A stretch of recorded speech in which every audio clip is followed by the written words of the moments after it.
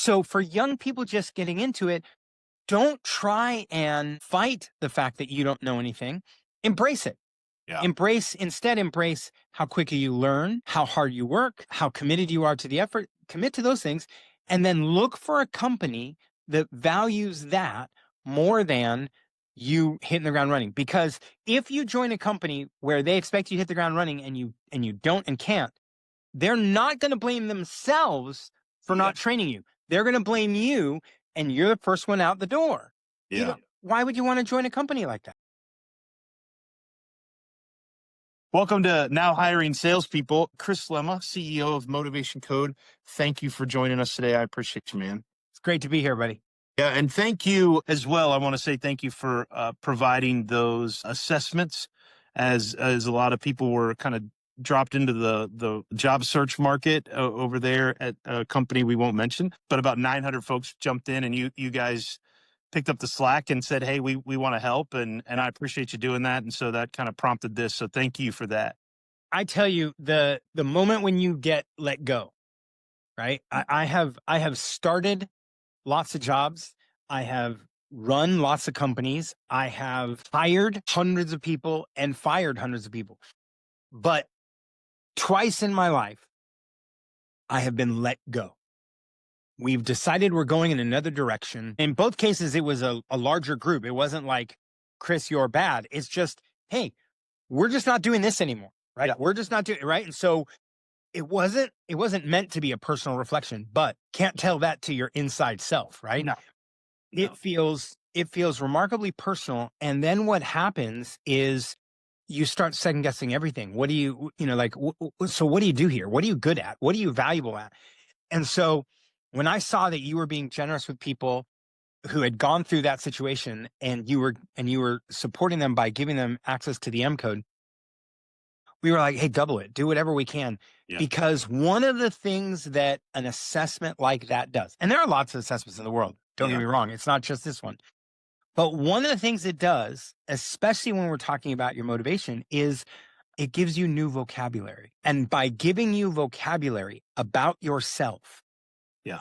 it helps start to repair some of those the holes that get created by the insecurities that besiege you when you've been let go. Even if someone let you go because you were part of a group, part of a reduction in force, part of whatever, it doesn't matter. It feels very personal. And by doing an assessment that isn't theoretical, it isn't abstract, it isn't, what would you do on Friday? Choose going out with your friends or staying at home with a book. And you're like, no, this is not, our assessment is not abstract. It's very specific to your achievement stories. And then we give you back a whole bunch of new vocabulary. Here's what drives you. Here's what moves you. Here's what makes you feel fulfilled. That new vocabulary helps mitigate some of that. Well, yeah, maybe I didn't do this, or maybe I wasn't great at this, but these are the things that I'm wired for. And our hope was that will help them as they start looking at their next gig. Yeah, real pain is when you have nothing to say. It's like that hit of like, it's like salespeople, we're not known for the best budgeting skills in the world, and that panic of what to do next. Unfortunately, sometimes when that let go happens, there's that here you've got a couple weeks to matter and to be okay, but still that panic of just what do I do now? Not been there too, and these folks are relying on that job, and they're hard workers. You just feel so bad for them of what could I do, and this really became a what can I do? How can I serve these folks? It got bigger than my company. It got bigger than a lot of companies, and you saw the whole sales community kind of rally around. It was fantastic. But you're right; those words get replaced. They replace that anxiety and that fear and that kind of just gasp of what do I do, back with confidence, right? And that's what I like about that. But I want to ask you a couple, because I've got you on here. I'd be remiss in not asking some sales people specific questions to tap into that piece of your world. And you've got years and years of experience, and we've known each other for quite some time, and that space. I really want to know, like, when you interviewing salespeople, you spent your whole career in tech and in SaaS and everything. What do you look for in a salesperson in an interview when you've got a candidate in front of you? What are some of the things that those traits that you're looking for? Okay. I'm going to answer that question, I promise. But I cannot not tell you about the most hilarious sales interview that I ever did. It was me and the CEO of our company. The two of us were interviewing a guy. I will never forget his name. His name was Eddie. And when the thing was done, we were like, that's fast, Eddie, right? And that's how I remember his name. Why? We're going through his interview. We're going through the interview. We're going through his resume. And there is like a 3-year chunk completely missing. Just not there. Like it goes to this year and then it skips 3 years later and it keeps going. And so I can't skip the fact that there's a gap. So I go, Eddie, tell me about this 3-year period that doesn't seem to appear. And he just, without pause, without a beat, he just replies back, I think we both know what happened there. Let's just move on. I mean, no, only one of us. To be clear, I've never seen an assumptive close work better, right? Because me and the CEO were both like, I don't know. And so we continued on. Like we did exactly what he told us to do. He told us, I think we both know, let's just move on. And then we just moved on. And then we finished the interview and then he left. And when Fast Eddie left, I looked at the CEO. I'm like, Mike, do you know what was going on? He goes, well, I thought it was this. And I'm like, oh, I thought it was this. And we didn't know. And obviously we didn't hire Eddie, but he demonstrated, right, an assumptive close better than anyone I've ever, because you hear that, okay, so the credit card starts 4148. What are the last 12 numbers or what, right? Yeah, you hear assumptive close all the time, right? Yeah. Well, you want it delivered on Tuesday or Wednesday. Do you want blue? Do you want black? You hear all that, but I've never heard I think we all know what happened here. Let's just move on. Like, okay. That'd be the fastest second interview somebody ever got. We want to see you back. We don't know. All we want to know is what happened right here. Check the quick Google machine there and see what happened. Does Google know what happened? Yeah. Does anybody know what happened? So when I'm interviewing and hiring a salesperson, a sales executive, right? I care about two things. The first thing I care about is a consistent track record of them actually working. Let me highlight what I mean by that. I went to interview a guy once. He came in and he wanted to show me that from 95 to 98, he had been one of the top earners at Oracle. From 98 to 2005, let's say, he had been one of the top sales guys at Salesforce, and then another whatever. And I go, hold on. You're naming the years that these companies were the most popular company in the world and that no other company could not buy from them. Like you weren't going out and buying a database from IBM. You were buying it from Oracle. That's what you were doing. And you weren't buying anything from Salesforce except Salesforce. Like you weren't competing like, oh, I think I'm going to pitch Siebel. You went Salesforce. You're telling me you were a top salesperson in the year when what you were really doing was collecting orders. I don't mean to say it negatively or pejoratively, but that's not you showing me that you were working. Yeah. That's showing me that you were able to show up physically, get dressed every day, go to a physical place and collect an order.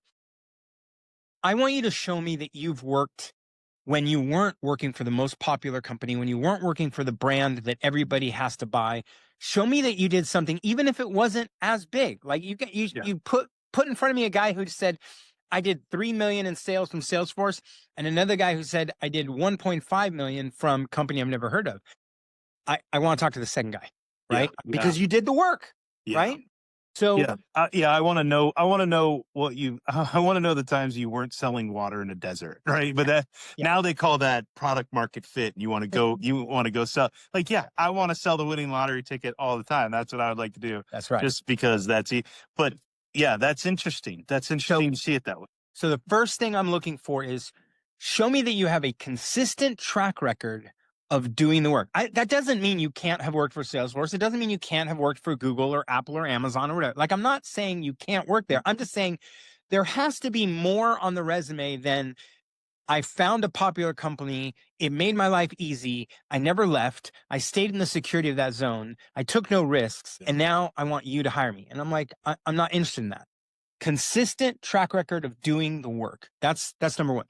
Number two, what I'm looking for is the dynamic of Did they work in a team? Did they work alone? Were they someone who had to do everything? Did they work in a larger construct where they had to do very little? The notion of high performers, right? They did the research out of Harvard, and they looked at high performers, and they didn't want to do sports. So they looked at traders, right? People who trade for a living, because every one of those trades is public. So they accrued all this data, and they looked at all these guys. And what they discovered was, when you were in a little boutique and you were trading oil futures, and then you get moved over to Merrill Lynch, you get moved over to a big known entity, it's not like you suddenly didn't know anything about oil. It's not like you didn't know the industry. It should have transferred. And they took top performers from a boutique, watched them move into big companies, and a majority of them diminished their capacity to do the work that they know how to do consistently over a 5-year period. Okay. Now, it's shocking until you peel the layers back. And what do you discover, right? You discover that the value of that, even though they got all the acknowledgement, the value of that person was not just that they executed a trade. Like they went to the computer and they said, I want the trade. No, there's research. Oh, and who did the research? There was a researcher doing the research. Mm-hmm. There's an analyst. The analyst is doing analysis. There's someone else who put together, several things for them to look at. So if you don't recruit the whole team and you just pick the one, and so what happens in sales, right? The guy walks in the door, a gal walks in the door, and they tell us, I did this much money in sales, and I did this much in new deal creation, and I did this much in account management. I did all these things. And you're like, well, but did you do all of that alone? Yeah. Did you do it with a team? How did you source these deals? Oh, you got handed it to you? Or, oh, wait, right? Like you're just. Yeah. Was your SDR, BDR amazing? Yeah, And they just handed you great you stuff? you got 10 leads a day, and the other guy got 10 leads a month. I mean, that's a different ballgame. And so I'm trying to understand, right, the context in which you were successful and whether I'm going to have the same context. I was telling that research story to a gal that I knew who had just left working at a church, and she was in charge of all the music and the whole program of music at this mega church, quite large staff and a large organization. And she moved to another organization, and she said when she first got there, she said, I would like to go to this conference. And the executive pastor said, go for it. And she's like, okay, who books my travel? And he's like, that would be you. And then, well, and who books my hotel? That's still you. Who's going to pull together my this, and that? You. And she's like, I was shocked because I came from an organization where all of those roles were different people and they took care of it. And then I joined an organization where it was just me. And you go, yeah, I would hate to do that to a salesperson. I bring them in and they start looking around going, wait, but who's doing my analysis? Who's generating my leads? Okay, I got MQLs coming in, but or MQLs turn into SQLs, and now I need to do that. And you're like, yeah, that's you. So what do you want? So I want a consistent track record of doing the real work. And then I want to understand, in the context of you doing that work, what was the dynamics so that I can determine whether we have those dynamics here or whether it's going to be a misfit. Yeah. One of the things, and like I said earlier, we've known each other for a long time, and we've each had different roles and different things that we've done. And what I know about you is that you appreciate and love to be a part of people's story. And I've also seen you take young people and work with them to develop them. And I know that you do that very, very well. And a lot of times people coming out of school, college, don't have, or they're coming from an industry where it's kind of the job you need before the job you want. Right. So when you have that new person, how would you suggest to them to break into that SaaS world, that tech world? Because we see so many people like, it's I want to go to pharma, I want to go, med device, I want to go SaaS, but nobody's telling them the map, right? Yeah. Nobody says, here's the, and and welcome to life. No one's saying, here's what you do next, right? So, Yeah. but for those folks, like, how should they break into your role? Yep. So first I'll tell you this. Let's assume for a brief moment that you have 4 offers from 4 different companies. Okay. You're looking, and let's suppose it's entry level. It's entry level in sales. And let's suppose that roughly speaking, they're equal, right? So you got the same comp, you got the same bonuses, you got the same, let's just assume that everything is equal.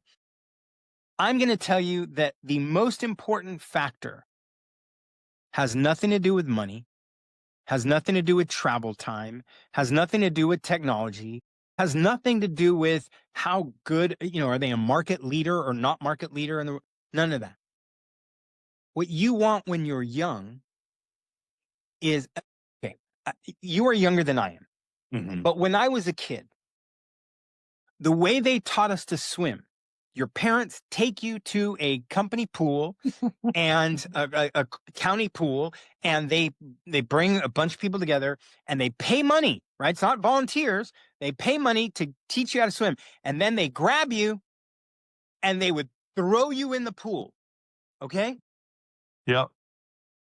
I don't know who thought that was a good idea.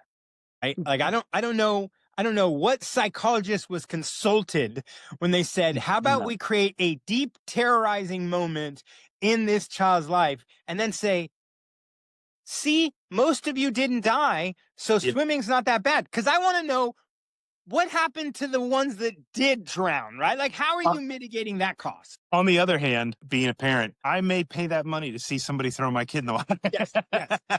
That's fair. That's fair. That's money well spent. Here's a crazy thing. I years later, I had my children and I took my children to go learn to swim. And it turns out they don't do that anymore. Like, they grab you in, and now that may also present some of the dynamics related to younger generations and their ability to have a strong work ethic, but I'm not here to debate that. But what I did witness was they brought my daughter into the pool gently and carefully, and they taught her to swim so much that by the end, she's like, Dad, I'd like to join the swim team. Right? Mhm. Like, that's a very different experience than I throw you in and show you that you didn't die. Yeah.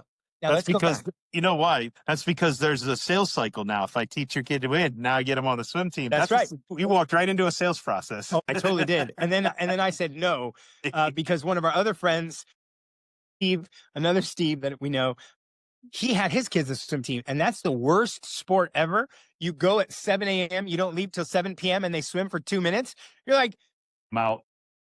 Yeah. we're not doing that. Yeah. Anyway, here's the point. You have 4 job offers. They're all relatively equal. None of those things I mentioned before matter as much as what's their onboarding look like? Mm. Are they throwing you in the deep end and saying good luck? Are they going to ramp you up? They know you don't know anything. Mm-hmm. That's the nature of the role they're hiring. And I have hired countless people who don't know anything for the job, whether they're just coming out of college or whether they used to do a different job, a completely different job. And I said, hey, I know you were in fine arts and sculpture, but I think you'd be a really good developer. Or I know that you're doing this online freelance thing, but I think you'd be really good in corporate marketing. I have hired countless people and either brought them up from nothing or had them transition. And every time I was under no shock, no surprise that they didn't know how to do the job on day one. I was buying that. Yeah. Like, I was saying, hey, if I bring this developer from fine arts who's a sculpturist, but on the side, he's playing with Java. At the time, the average rate for a guy that, is like $85,000. And I can get him for $55,000. Yeah. That's a huge arbitrage, right? That was years ago. Now, a couple years ago, I was hiring someone and they were consistently making $50,000, and I had a job that was at 85,000, and I said, let's bring you in at 75. Right? I had a developer who was using completely old technology, but I thought he could do this. He's making 190, and I'm like, I can bring him in at 150. He's thinking I'm never going to make that switch. I'm locked in this lane. Yeah.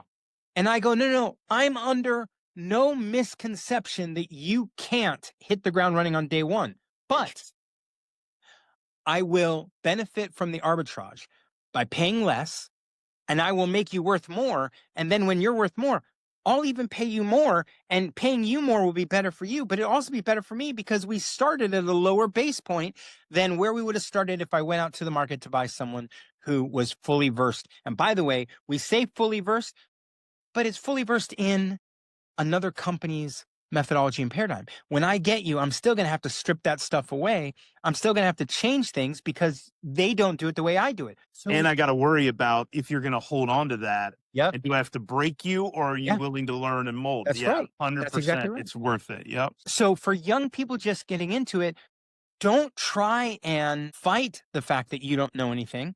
Embrace it. Yeah. Instead embrace how quickly you learn, how hard you work, how committed you are to the effort. Commit to those things, and then look for a company that values that more than you hitting the ground running. Because if you join a company where they expect you to hit the ground running and you don't and can't, they're not going to blame themselves for Yeah. not training you. They're going to blame you, and you're the first one out the door. Yeah. Why would you want to join a company like that? Yeah. Well, I love that, because of the onboarding aspect is such a big piece to, when I talk to a lot of recruiters, it's always about trajectory. Yeah. Where is your career going? And so starting in that spot of I'm willing to I'll do whatever in order to be wherever, so that I'm in the right place, so that trajectory starts off in the right spot, right? That's absolutely fantastic. One of the things I love about how you communicate is you're very much a story-driven person. So, and I think that's fantastic. I've learned a lot from it. When you, in an interview, being a salesperson, one of the things that in order to sell, you have to tell stories. And I see people struggling a lot with stories about themselves. So how would you address kind of that framework in how to tell a story about themselves and make it work, right? Because the problem is, I feel the problem is a lot in the interviewing world. We are still using behavioral models of questions from the 70s and 80s, where people are, tell me about a time, and it's like they're asking you to tell them a story that hasn't changed at all, and it should, but we're not having conversations, hitting checked boxes, right? And it's so ingrained. So one of the ways I know, as a person who's interviewed a lot as well, is how do I craft that story in there? Can you lay that out for me? Yeah. So, a couple of things, and I'm going to talk about our product for just a second, not Please, because I'm in, yep, I not want because I'm to. in pitch mode, but because we shaped it this way. Yep. So when if you go to Motivation Code, if you're taking what we call the M Code assessment, the assessment starts by asking you 4 stories. It is a narrative-based assessment. And what we're asking is, we want you to think about 4 moments, 4 times where you were deeply satisfied. You felt completely comfortable in your own shoes, right? Like you were fully you and you were fully present. You were deeply satisfied. You achieved something. You felt like this is a win, right? And that you're in a flow where like time is passing by and you can't believe how good it is. This kind of, find 4 of those events and write them down. Now, what we do in our assessment is we then ask you a bunch of questions about each of those events, and then we come back and give you a stack ranking of your motivations, including some new vocabulary to help you understand, right, what's your thing. Yeah. For me, I could tell you a couple of different stories. And one of the things that would come out of that is I have a really high value in learning. So I want to suck everything out that I can. I'm going to read journals. I'm going to read books. I don't want to give you an opinion if I don't have one, but I don't want to share an opinion unless it's actually backed by people that like, you can beat me up. You can't beat them up. Right. So I'm like, hey, here's the research. You want to go debate Harvard, but you're not going to debate me. Yeah. Right. And so I have a value for what we call comprehend and express, and also a value for mastery. These are things that are core. Now, the reason that becomes so powerful is when someone goes to ask me one of those questions, what's your strength? I don't even have to answer that question. Instead of answering that question, which, by the way, they don't teach you until you're like 40 or 50 and you learn media training. And then you're like, answer the question that you should be answering. Don't answer the question they ask you. Reject the assumption. You learn all these things later in life. 100%. But I'll tell you, as a young person, you can literally just go, I think what you're asking is where I will thrive the most. Notice that Yeah. little tweak? They asked, what's your strength? And I said, I think what you're asking is where I'll thrive the most. And one of the things I know about me is that I excel in taking lots of information, pulling it down, and being able to feed it out to someone in a clean way. One of the things I love is stepping up through all the ladder of all the information to get to a mastery level. So any job where I can demonstrate and work in that space of comprehend, express, and mastery is a job that I will be delighted in, I will be motivated in, and I will deliver value in. Yeah. And they go, okay, now what's the next question? Like, first of all, they're Yeah. like, that's the Yeah, best that's answer I've heard in a long that's time. clear out the lobby answer. Like, Yeah. we're done. Fine, this But- is our person. But they may say, well, tell me about a time when you did this, right? When you delivered mastery, or when you did. And because I start with the stories in order to figure out my mastery, right? Because I start with those 4 stories, all I do is I pick one of those stories and I go, oh, well, here, let me give you an example, right? So I was working for a little startup, and what it did was it generated code, and so we went to talk to companies and figure out what they're doing. So this company had a contract with the state of Pennsylvania, and it was for the state government in Harrisburg, Yeah. right? And in Harrisburg, they had 200 developers who had built a software program that would automate the state's use of women, infant, and children funding, WIC funding. Yep. It goes to young pregnant women, and it gives them vouchers to be able to buy milk and cheese and valuable food. 200 people, they'd spent 2 years on it. So I showed up. I wanted to prove that our code generation technology could do what those 200 people had done in 2 years. So they gave me the WIC manual, 500 pages, 500 federal guidelines to a state's implementation of what qualifies, what doesn't. A block of cheese counts for how much milk, or how much milk counts for a block of cheese, all this stuff. And I read the 500 pages over the course of a week and a half. I then wrote the rule engine to put all of the 500 pages into rules. And within 5 weeks, I had generated singly, me and one computer had generated a working prototype of the code that they had spent 200 developers and 2 years doing. And when you're done with the story, right? Yeah. By the way, it takes practice to tell the story shortly, right? You don't want to, you're going to write a story down, and then you're going to tighten it up and tighten it up. You only want the salient stuff because the guy in front of you doesn't care. Yeah. So they don't want to hear a 30-minute story. Oh, and also when I went to Harrisburg, we went to go get dinner, but it was after 9 and the restaurants are closed. Yeah, exactly. That's not important, right? So you want to get it tight. But notice that when he asked me, what's your strength? I didn't start with my story. I started by I first reframed the question to say, I think what you're asking is, what are the environments in which I'll thrive?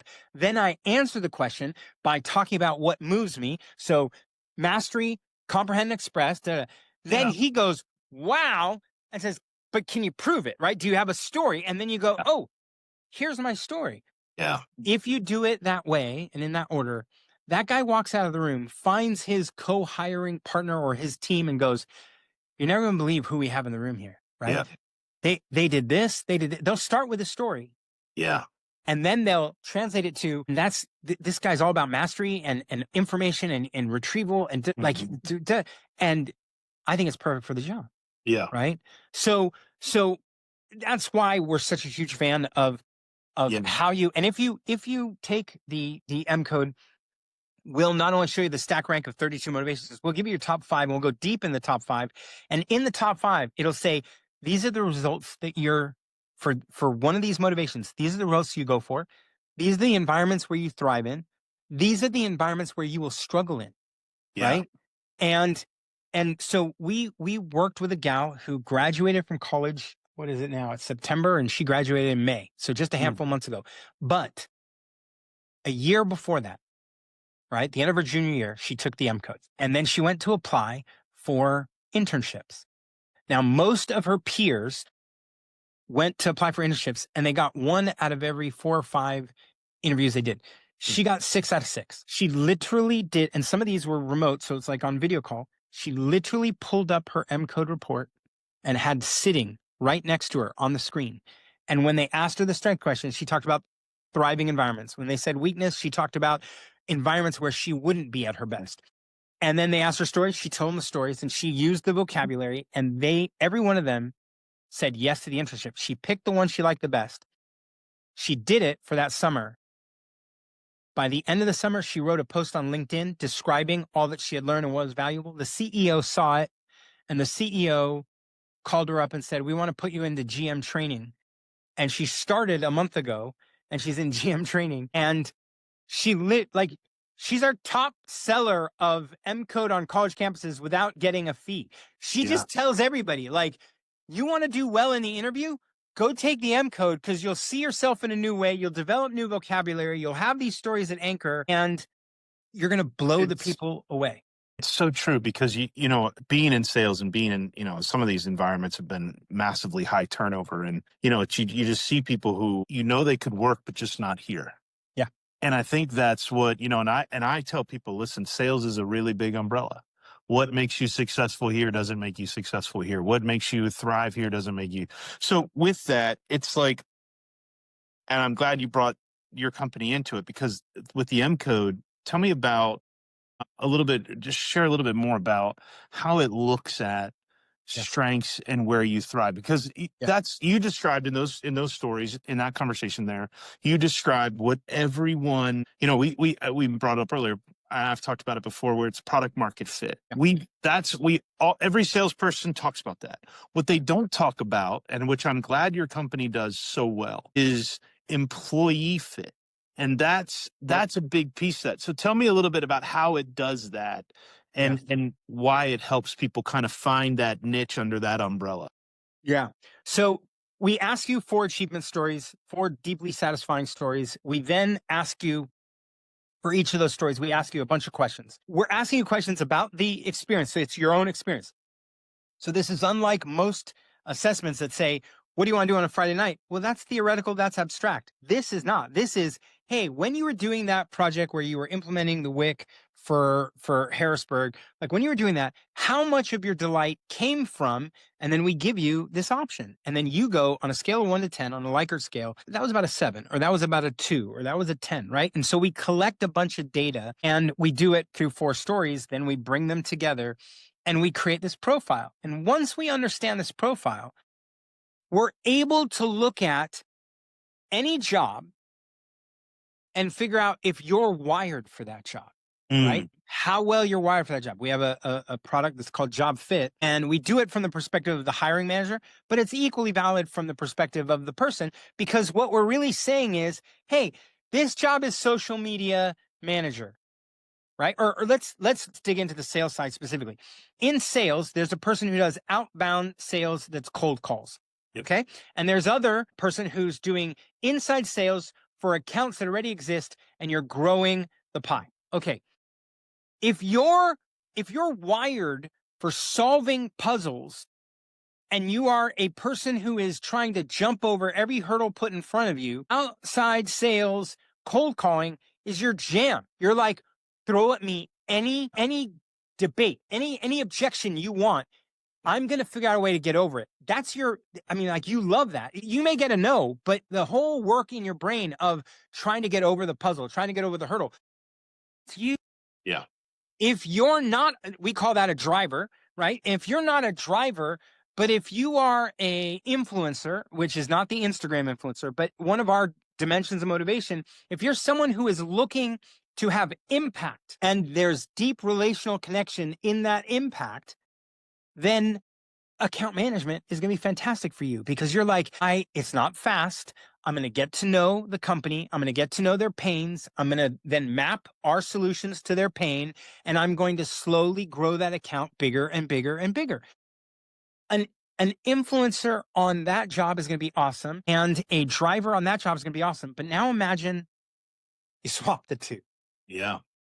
And you put someone who's an influencer who wants to impact people, and for 7 hours, they get told, not interested. How'd you get my number? Take me off your list, right? And get hung up on. And they're like, I'm ready to jump off a bridge. Yeah. You put a driver who's like, dude, I already showed you. This is the perfect answer for this problem that you already admitted you have. Let's close the deal. And they're like, I need to think about this. It's going to take me 2 months. Yeah. This guy's just going to be like, hey, forget this. It takes too long. That doesn't make either of them bad. Mhm. They're just in the wrong spot, right? And the minute you put them in the right spot, they thrive. Understanding how you're wired is Yeah. not about your behavior. It's about your motivation. It's about how you're shaped. And once you understand how you're wired, your motivational makeup, then we can help you think through which jobs are good. And even as you read job descriptions, you can read it. Once you understand yourself well, you read it and you go, nope, nope, not interested. Right. And that's hugely powerful to know, even if you haven't found the perfect fit, to find what's not a fit Yeah. and just take them off the board. Yeah. It's funny too, because in sales, at pipeline reviews or quarterly reviews or whatever you want to call them, I'm often thinking, is this person lying to me or are they lying to themselves? Yeah. Because I'm more concerned if they're lying to themselves, because now they don't know. This same thing in interviewing. When I talk to people doing an interview, I'm trying to figure out, are you trying to tell me what I need to hear to get the job? Or do you really know who you are? Yep.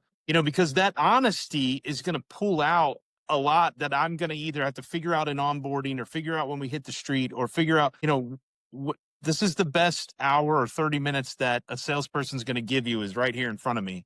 And it's like, I'm trying to figure out, are you telling me what I want to hear, or is this what you firmly believe? And what I like about the motivation code aspect, the M code aspect is that it's my story. It's not because for me, taking a regular personality test, and I usually know how I'm going to end up, where I'm going to end up high aid, high driver, whatever. I'm out there. And what I like about it was I got to tell my stories are directly connected to me.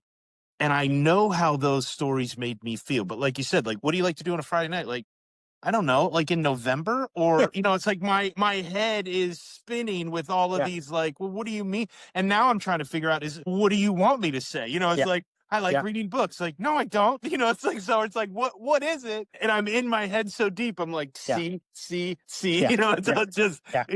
but with this, it's 100% able to tell my story. And what I like about how you just described it with alignment and fit. And what you really see people take off is when alignment and fit meets execution.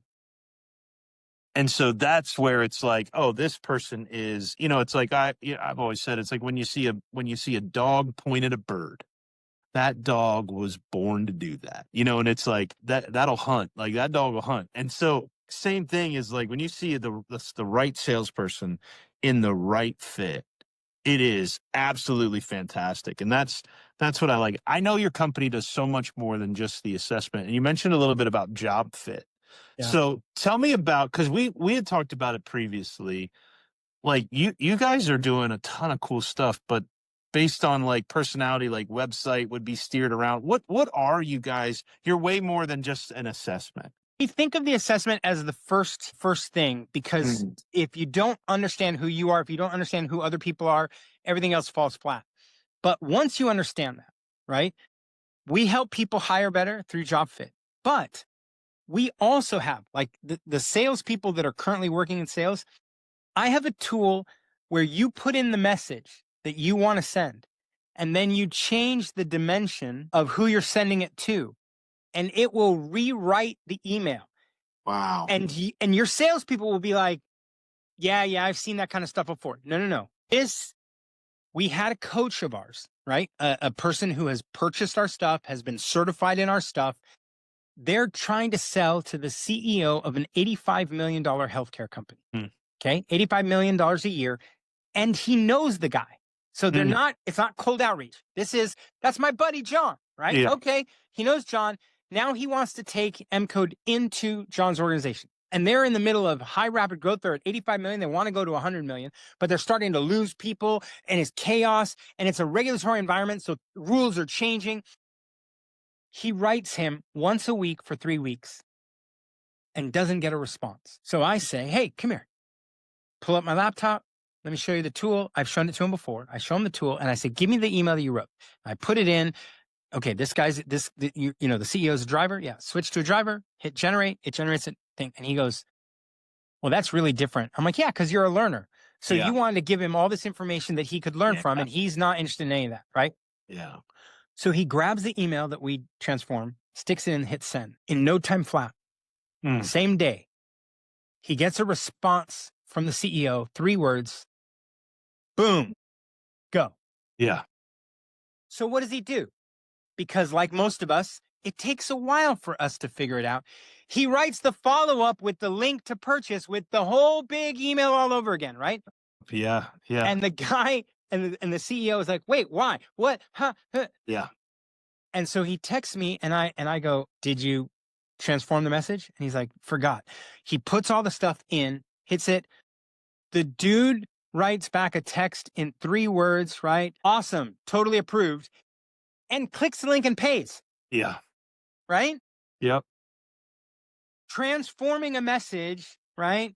And all of a sudden he goes from ignored for 3 weeks to closes the $40,000 initial engagement in the same day.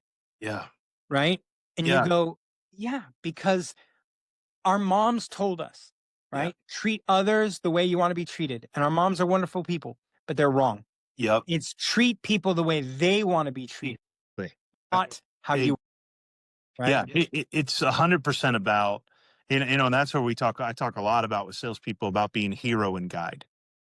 It's not your job to be the hero. It's your job to be the guide. Let That's them right. be the hero. They're trying to win their war. They're the main character in their movie. I You say are- Yoda, not Luke. Yeah, Right? yeah, Same thing. exactly. And it's same thing. And people get that confused because they fall in love with their own product and their own thing, and they're just power dumping this stuff. But we forget to communicate the way they communicate. Yep. It's why that people think salespeople are good chameleons. No, we just make them the most important thing, not us. That's right. That's what great salespeople do. Right. Chris, And what we did, I'll just tell you one other you're thing. good. We created an 8-column by 5 or 6 rows sheet for salespeople. Okay. Or for people hiring salespeople. Right. And I will send it to you so that you can attach it and whatever to your show. But what it says is that in a sales role, there are 5 or 6 disciplines that are critical, right? Like handling objections, like making the ask, like account management, like there's just 5 or 6. And then we went and put all 8 motivational dimensions across the sheet. And we filled in the blanks. And when we filled in the blanks, what we demonstrated was that there's a lot of different ways to do sales. Yep. Tend to think that to do sales right, it's the way my boss did it. Or to do sales right, it's the way that the top guy in my group did it. And you're like, time out. If you're a learner, right, you're someone who's going to be like, I went and asked for every person's objections that they've ever heard, and I put it into a database, and then I made it available for the whole team. And if you're a driver, you're like, database? I'm not looking at no database. The thing I like doing is doing it off the fly without any prep at all, because that's what makes it interesting to me, right? Yeah.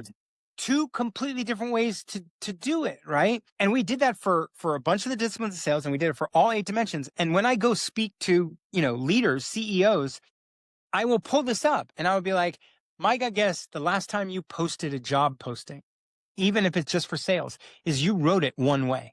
Yep. The truth is, there's a lot of different ways to be supremely successful.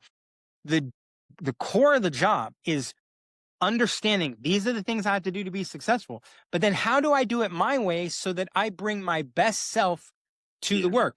And that's where you want to find, if you're interviewing, you want to find a boss who isn't locking you into the one and only one way, but saying, hey, Chris, I can see that you're wired by stories, and I can see that you're wired by learning and data.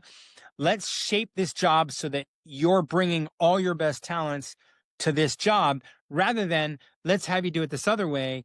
Yeah. And then you're going to be half as good as you could be. What I love about what you do is, because I'm that guy, I'm the screw the database guy. Let's go. I did prepare for this, just FYI. But what I'll tell you is that what my biggest thing with salespeople, because I've seen different salespeople at the same job be very successful, and what the thing that we kind of echo behind that, and what M Code really kind of brings out, is coach to the swing. Yeah. And that's every golfer's got a different swing, but the results are there. And so it's like, okay, not matters is point of contact. And as a sales manager, it's our job to be at point of contact.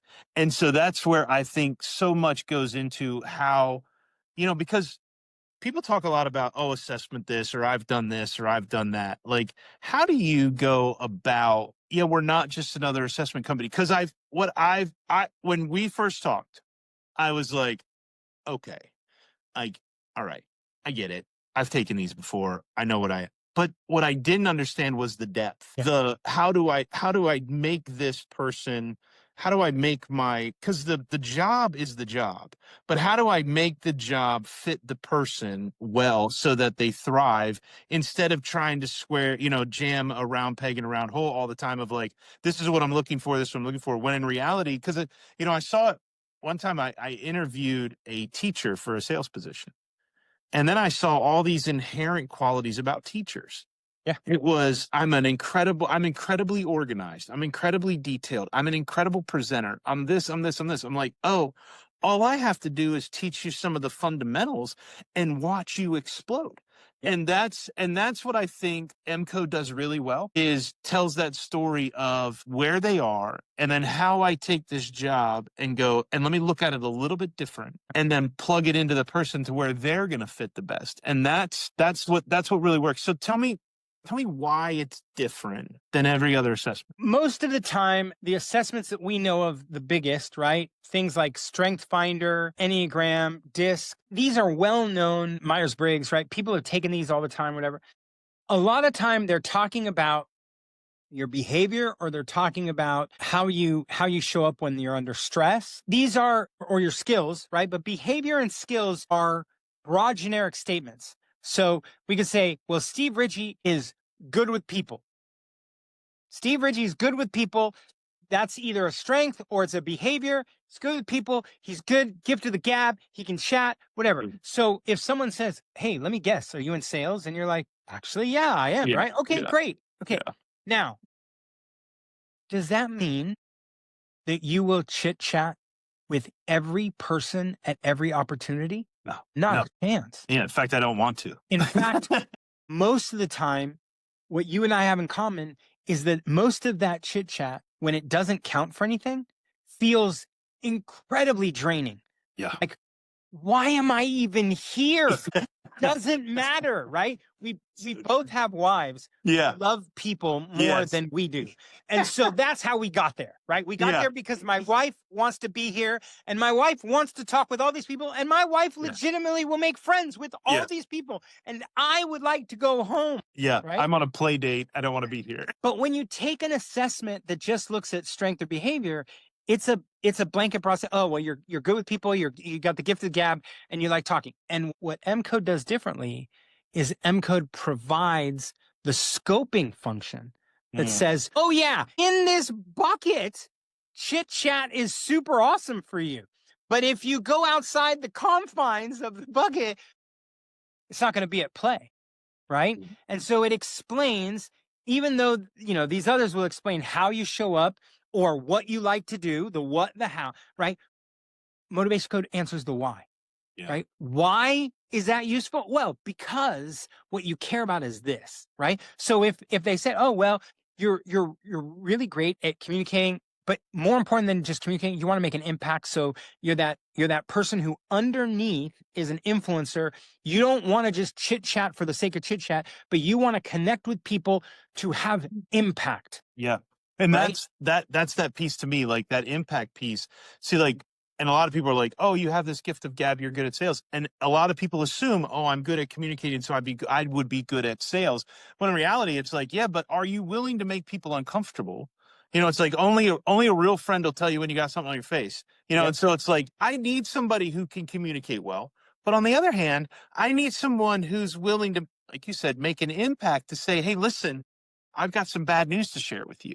And people who like to talk like to be liked. And good salesmen don't often feel liked because we're willing to deliver bad news. Yep. And that's where I think that make an impact piece. I just wanted to add that before you continue. But that's such a big piece, because the gift of gab doesn't really spell out impact, because impact is way more important, and they're going to say the things they need to say. Yep. And in fact, when you understand that making an impact is what's driving you, then when we put that lens on and we look at your life, there are moments where you give bad news because that's the path you have to take to make an impact.